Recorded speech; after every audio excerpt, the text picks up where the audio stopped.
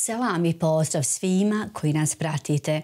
Dragi naši, dobrodošli u našu današnju sofru na kojoj ćemo danas postaviti šakavce. Šakavci su jedno veoma interesantno, ukusno, tradicionalno jelo i mi ćemo ih danas pripremati u kombinaciji sa krompirima. Naši krompiri će biti nešto nalik pomfritu, ali iz pećnice, tako naša djeca najviše vole, a vi vaše šakavce možete poslužiti sa pireom, kuhanim ili varenim krompirima, sa nekom vrstom pilava ili opet na neki svoj poseban način. Ostanite sa nama, vama će Bina na samom početku reći šta će vam to sve biti potrebno za pripremu šakavaca.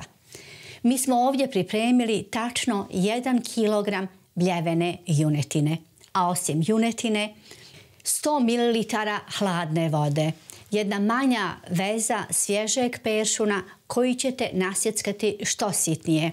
Ovdje su biber, crvena mljevena paprika, so i sitno nasjeckana jedna cijela crvena i polovina žute paprike. Kao što vidite, vrlo je malo začina i jednostavan je način pripreme, što govori da su naše nane, majke i bake imale vrlo malo začina, pa su od ničeg stvarale nešto. Tako ćemo i mi danas pokušati da napravimo ovo ukusno tradicionalno jelo. Pa bujrum, ostanite sa nama.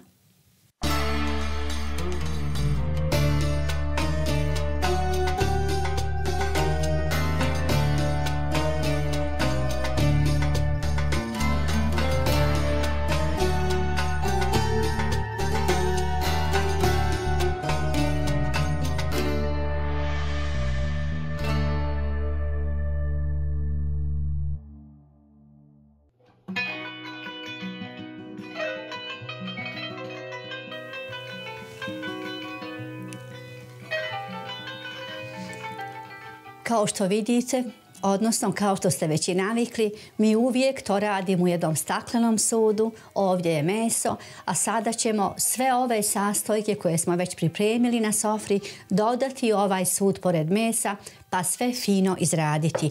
Šta znači izraditi?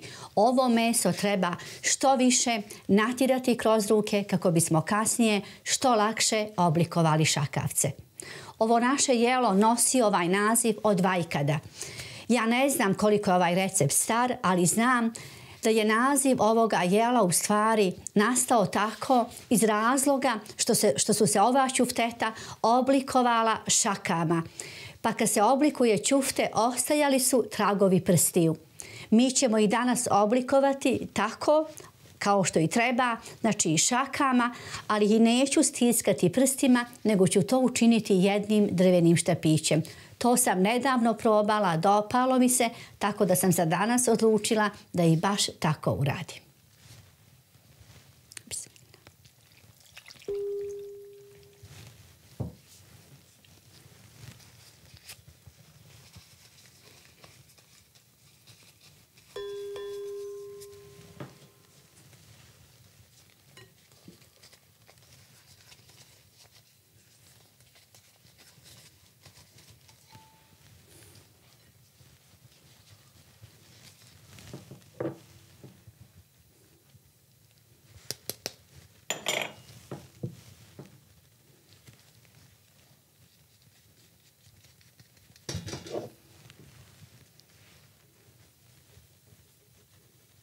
I kao što rekoh, ovo sve se treba ovako fino da se izradi.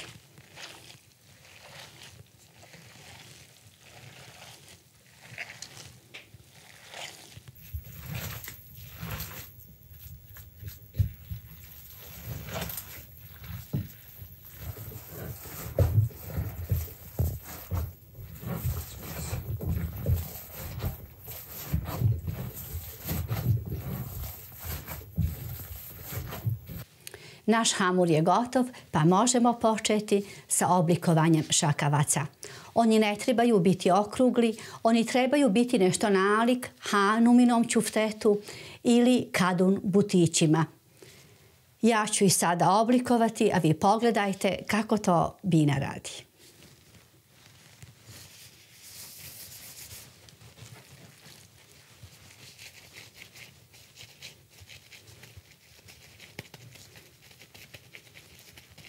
Naše nane i majke su to radile baš ovako, pa su ih na kraju ovako prstima pritiskale, pa su one imale znači rebrast oblik. A ja ću to učiniti nešto drugačije.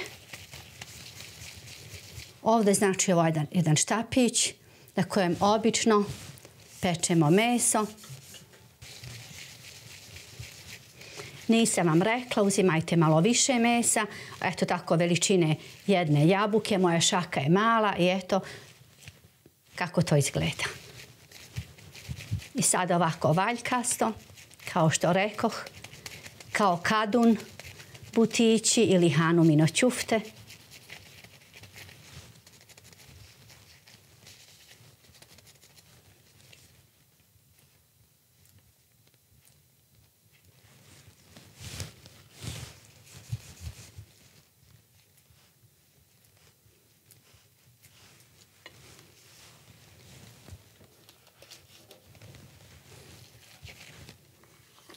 Povremeno ovako natopite ruku u hladnu vodu.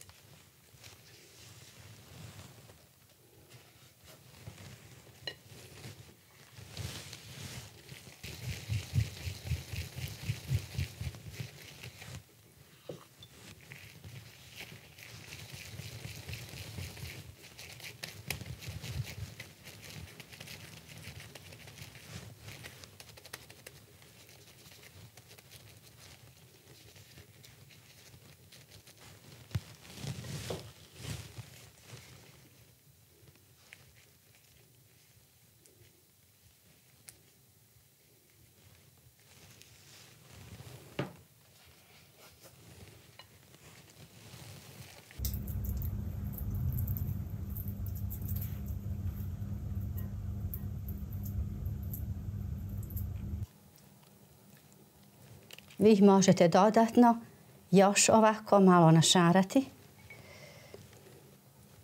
kako bi šakavci stvarno bili baš kao oni nanini.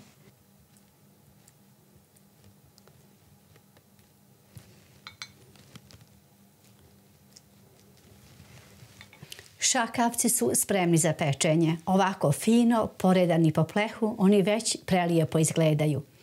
Miris ćemo osjetiti tek onda kad se oni jave iz pećnice. Pećnica je već zagrijana na 190 stepeni i ja ih obično pečem nekih 30 minuta. A vi opet provirite u vašu pećnicu i pogledajte, možda vaša pećnica jače peče, novija je, jer smo se oko toga već dogovorili da svaka pećnica različito peče. Bismillah.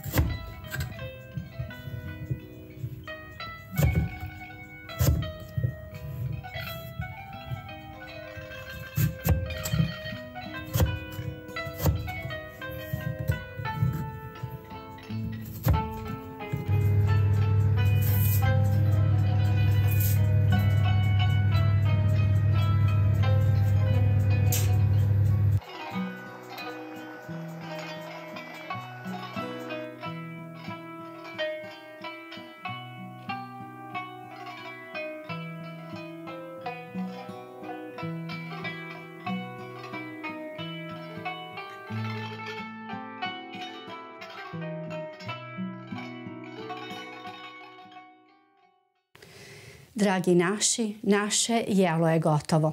Mi ćemo današnje šakavce ovako zajedno sa ovim krompirićima postaviti na sofru i to će biti naš današnji iftar. Ja se nadam da vam se ovaj naš prijedlog dopao i da ćete ovako nešto slično napraviti za vas, za vaše ukućane i vaše musafire ili goste. Dragi naši, toliko za danas. Iz ovog našeg mirisnog, tradicionalnog biljnog sahana mi vas toplo selamimo, isto tako vas pozdravljamo. Ostajte nam zdravo, uz molbu dragom Bogu da primi vaš post i sve vaše ibadete.